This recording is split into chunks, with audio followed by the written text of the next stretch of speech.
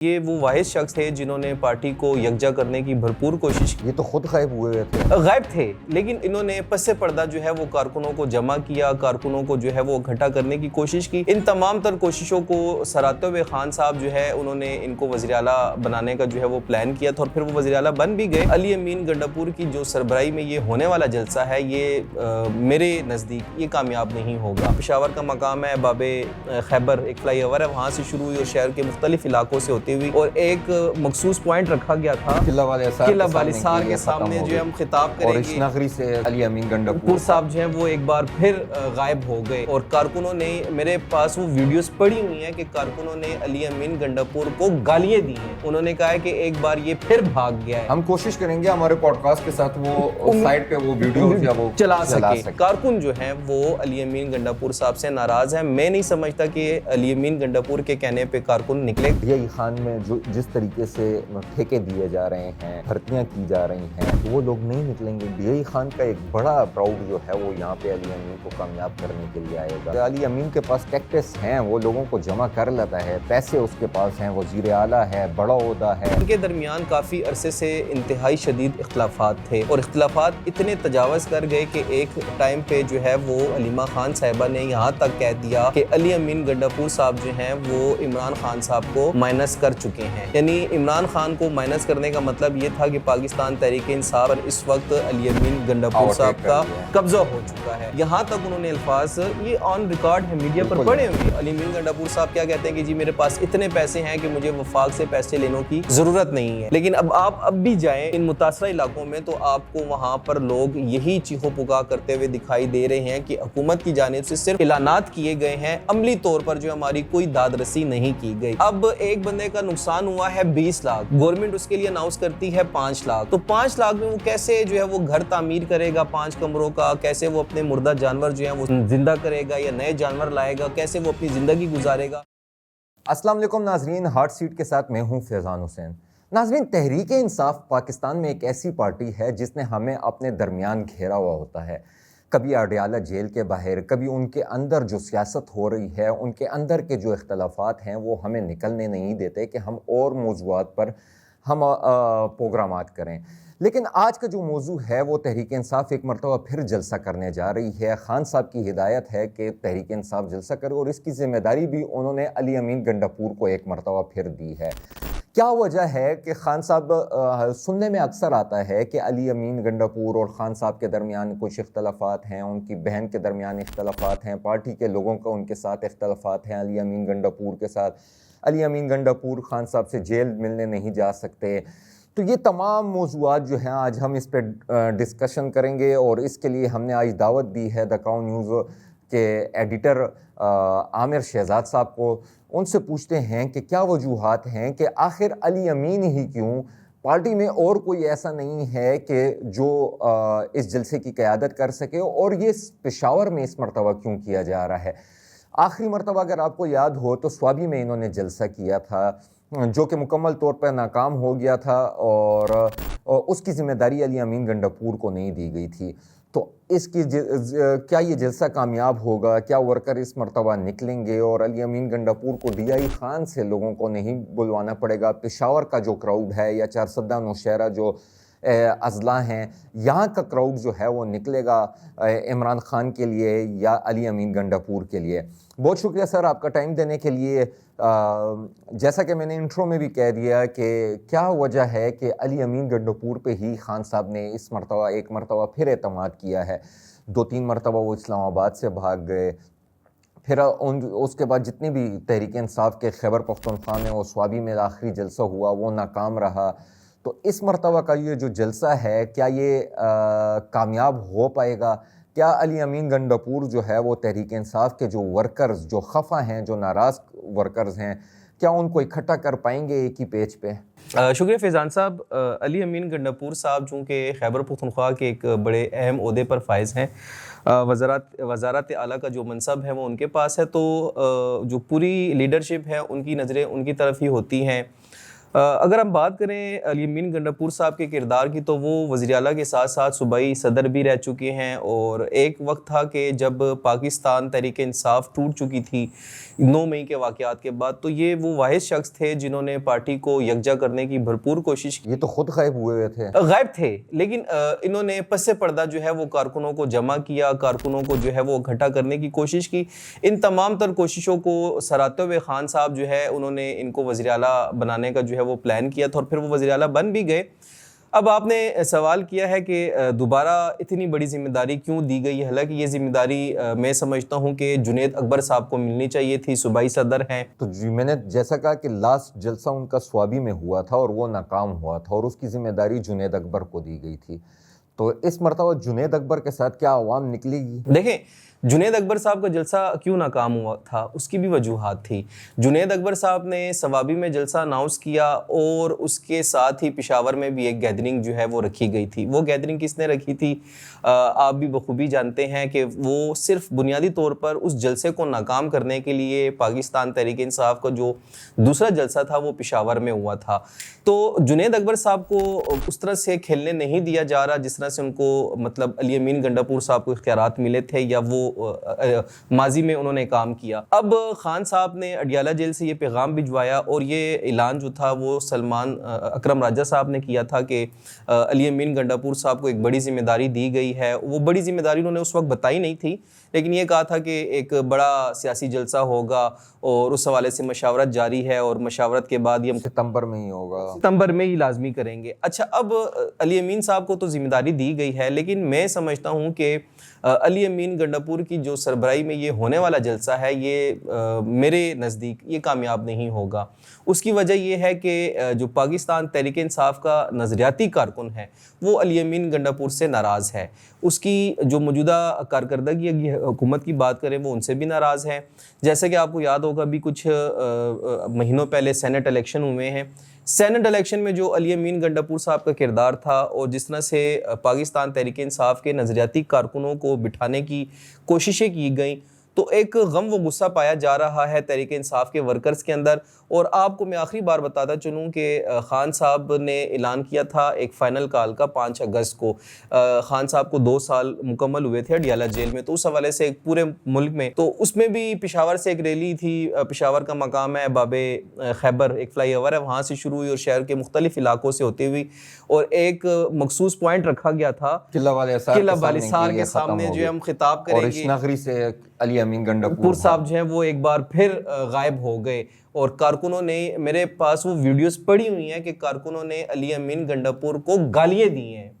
उन्होंने कहा है कि एक बार ये फिर भाग गया है। हम कोशिश करेंगे हमारे पॉडकास्ट के साथ वो साइट पे वो वीडियो या वो चला सके। कहने का मकसद ये है कि कारकुन जो हैं वो अली अमीन गंडापुर साहब से नाराज हैं। मैं नहीं समझता कि अली अमीन गंडापुर के कहने पे कारकुन निकलेगा। हाँ, अगर यही जिम्मेदारी पार्टी के किसी और रहनुमा को मिल जाती तो किसी हद तक ये जलसा कामयाब होता।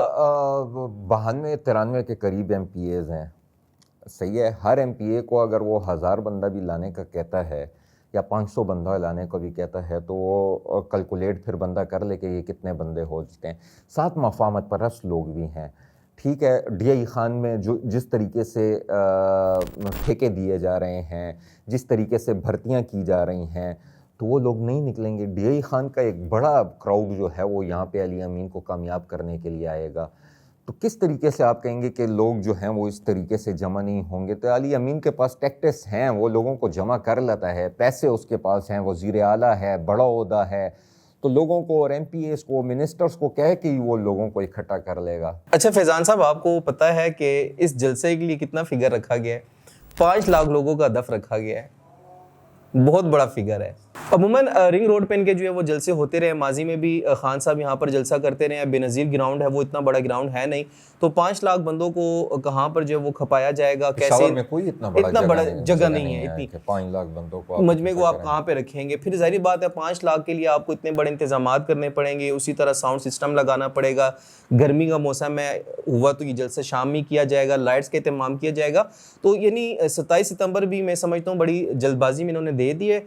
लेकिन खान साहब की हिदायत थी कि सितंबर ही में जलसा किया जाए। अब देखते ही हैं कि ये जलसा माजी के जलसों या रैलियों की तरह कामयाब होता है या नाकाम होता है। अच्छा, ये पेशावर में क्यों किया जा रहा है? मतलब अगर ये सिर्फ अपने कारकुनों को मुत्तहिद करना है, अपने कारकुनों, क्योंकि तहरीक इंसाफ का जो कारकुन है वो इसी चीज़ पे खुश होता है, और अगर इससे इस्टेब्लिशमेंट को या गवर्नमेंट को किसी को प्रेशराइज करना है और अपना पावर शो दिखाना है, पावर शो के लिए तो ठीक है, लेकिन अगर प्रेशराइज करना है तो ये तो फिर पंजाब में या इस्लामाबाद में, पिंडी में, किसी और सूबे में होना चाहिए था, ना कि पेशावर में होना चाहिए था। तो क्या समझते हैं, इससे कोई गवर्नमेंट को कोई प्रेशर पड़ेगा पेशावर में? फैज़ान साहब, पाकिस्तान तहरीक इंसाफ के लिए इस वक्त हालात जो हैं वो साजगार नहीं हैं। आपके इल्म में होगा कि जितनी भी आला लीडरशिप है वो उन पर काफ़ी मुकदमात हैं। 14-14 साल, 10-10 साल की उनको कैद जो है वो सुनाई गई हैं, और उनमें से ज़्यादातर जो है वो रुपोश और खैबर पख्तूनख्वा में उन्होंने अपना मस्कन बनाया हुआ है। अब अगर ये जलसा पंजाब में होता तो ज़ाहिर बात है उसमें लीडरशिप की तो नुमाइंदगी होनी है। अब अगर नुमाइंदगी होती तो फिर वहाँ पर गिरफ्तारियों का खदशा बढ़ जाता है। तो एक वजह तो ये है कि ये जलसा पंजाब की बजाय खैबर पख्तूनख्वा में किया जा रहा है। दूसरी बात यह है कि काफ़ी टाइम हो चुका है, पाकिस्तान तहरीक इंसाफ ने इस हवाले से कोई बड़ी जो है वो गैदरिंग नहीं की जिसमें वो अपने कारकुनों को यकजा करके एक वाज़े पैगाम जो है दोबारा वफाकी हुकूमत को दें और उनको बताएं कि पाकिस्तान तहरीक इंसाफ जो है वो इस वक्त भी मुनज़्ज़म है। क्योंकि एक आम तासुर ये पाया जा रहा है कि पाकिस्तान तहरीक इंसाफ जो है वो टूट चुकी है। पाकिस्तान तहरीक इंसाफ जो है वो अंदरूनी इख्तिलाफात का शिकार है। इस बात में सदाकत है, लेकिन कारकुन नहीं है, आला लीडरशिप के अंदर इख्तिलाफात पाया जाता है। तो ये उस तासुर को तोड़ने के लिए उन्होंने खैबर पख्तूनख्वा का जो सूबाई दारुल-हुकूमत है पेशावर, इसका इंतखाब किया है, और ख़ान साहब की बड़े वाज़ेह अहकामात हैं और ख़ान साहब की हिदायत के हवाले से जो है ये उसको पाए तकमील तक पहुँचाएँगे, और ये जलसा हो रहा है।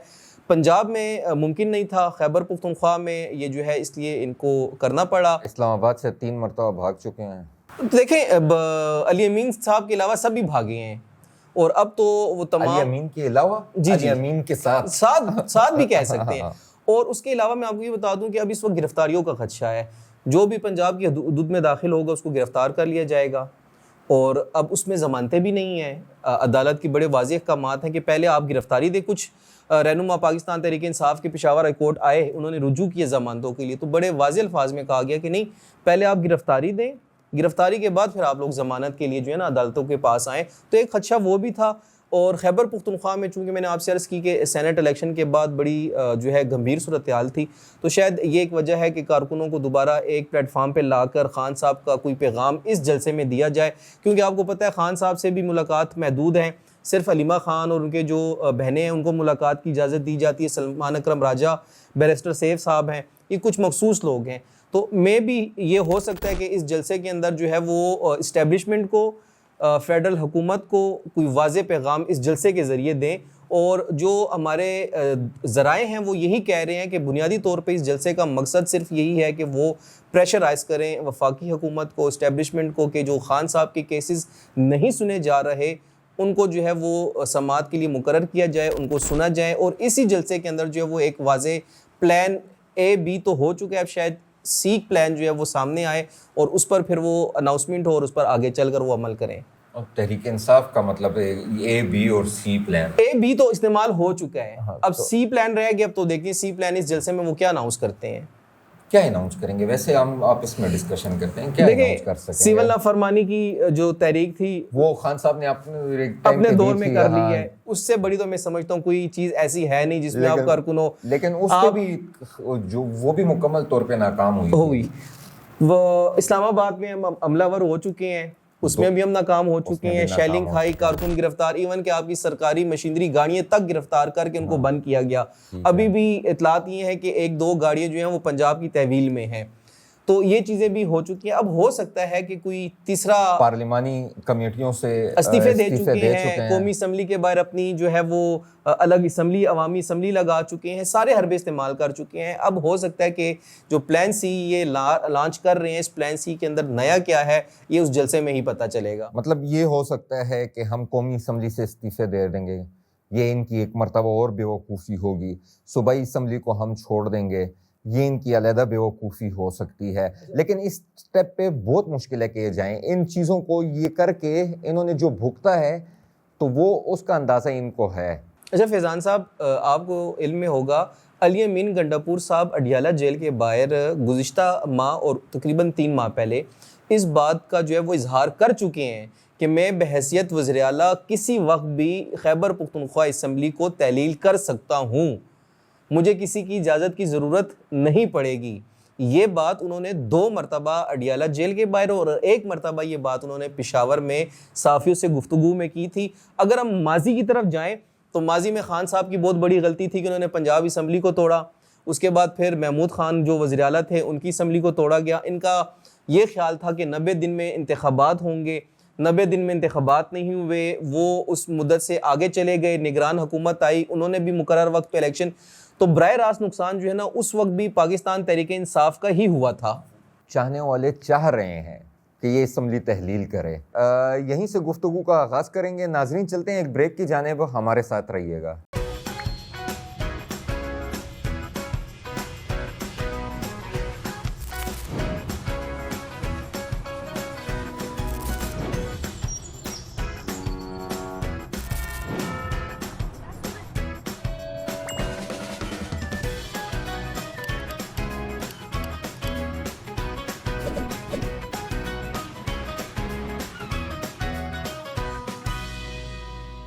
वेलकम बैक नाजरीन, बात कर रहे थे तहरीक इंसाफ की। अली अमीन गंडापुर की जलसा करने जा रहे हैं 27 सितंबर को, चंद ही दिन बाकी हैं। किस तरीके से करेंगे, 5 लाख का मजमा कैसे इकट्ठे करेंगे, और पेशावर में कौन सा ऐसा ग्राउंड है या कौन सी ऐसी जगह है जहाँ पे ये 5 लाख क्राउड जो है वो जमा हो सकेगा। आमिर साहब हमारे साथ हैं। आमिर साहब, ये जो हलीमा खान और अली अमीन गंडापुर के दरमियान काफ़ी अरसे से इनकी आपस में लड़ाई चल रही थी, बयानबाजियाँ हो रही थी। हलीमा खान पेशावर आती थी तो अली अमीन गंडापुर को मालूम ही नहीं होता था कि खान साहब की बहन जो है वो पेशावर आई हैं, और वो मुख्तलिफ़ जगहों पे विज़िट करके वापस चली जाती थी।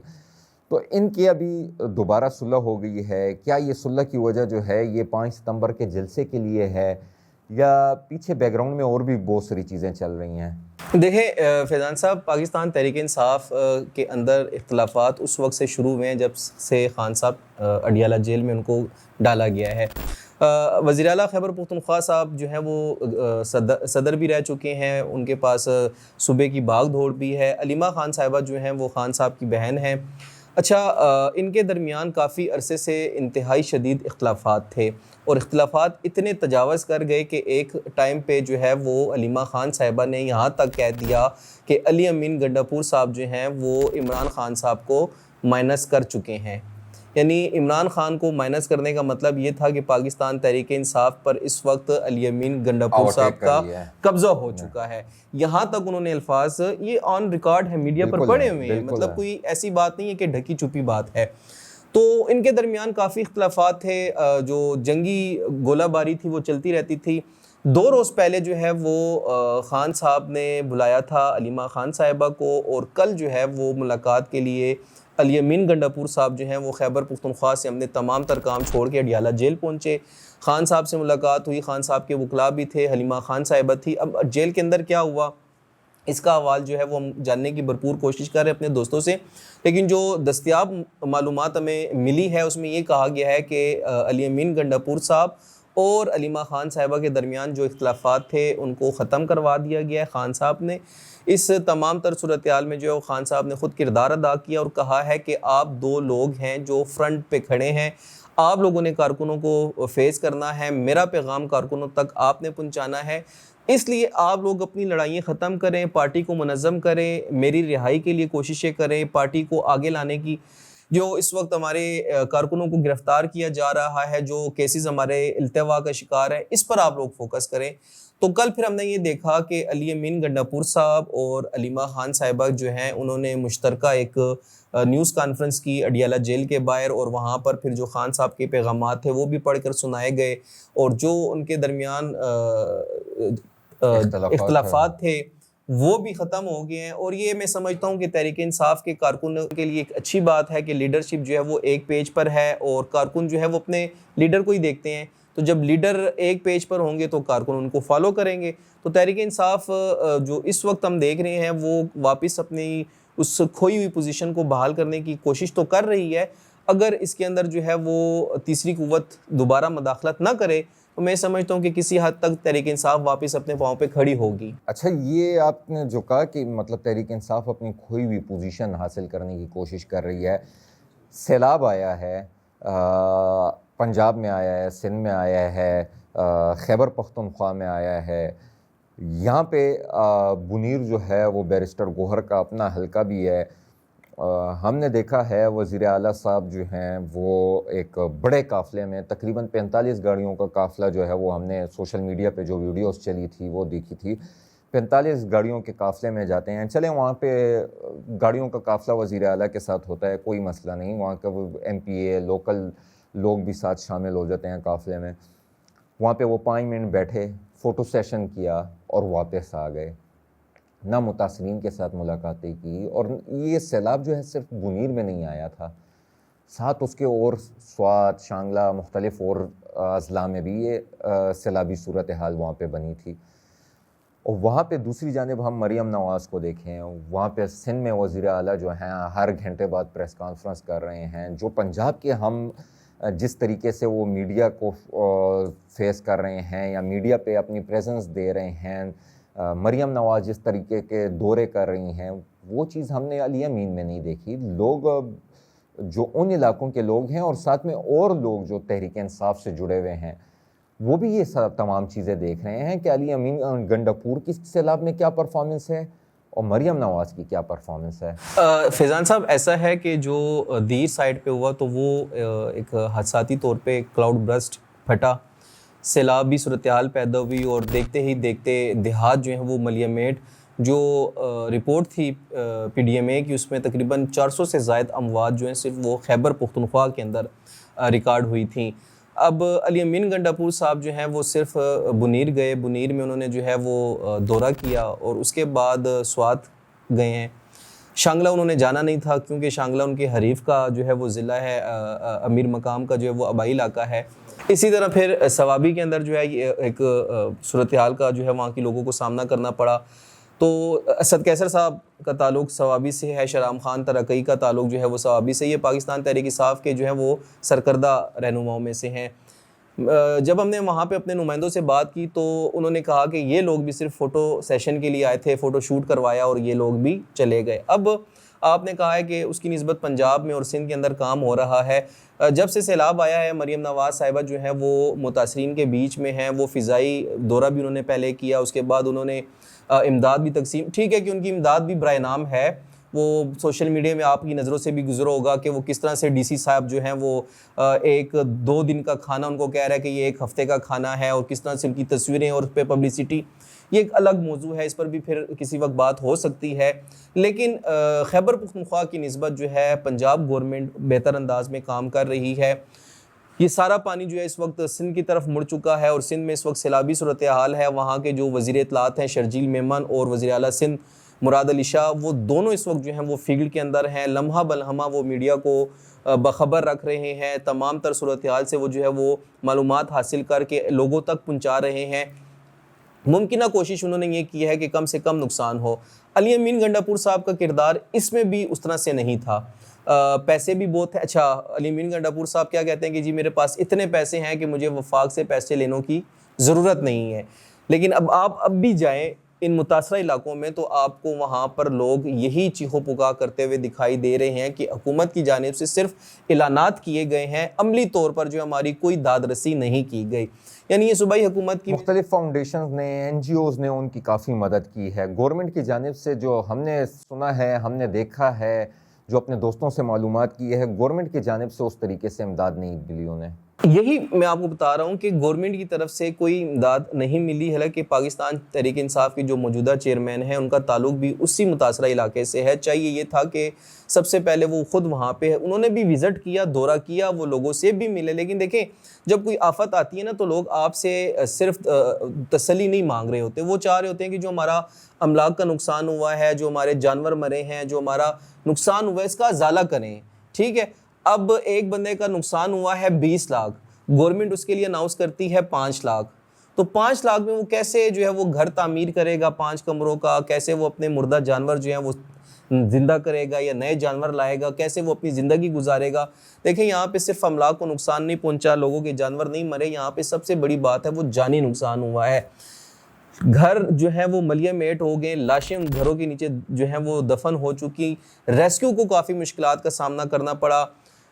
एक ज़िले से दूसरे ज़िले की जो है वो मशीनरी भिजवाई गई। अब अलमिया ये है कि खैबर पुख्तनख्वा के अंदर पाकिस्तान तहरीक इंसाफ का ये तीसरा टेन्योर है, तीसरी बार वो हुकूमत कर रहे हैं। परवेज़ खटक, महमूद खान और अब अली अमीन गंडापुर साहब। चाहिए तो था कि यहाँ पर ये विजनरी सूबा है, यहाँ पर मिसालें दी जाती हैं। दीगर बिलियन ट्री सुनामी जो मुहिम थी शुरू की गई, इन्होंने कहा जी सैलाबी जो बहाव आता है उसको रोका जाएगा।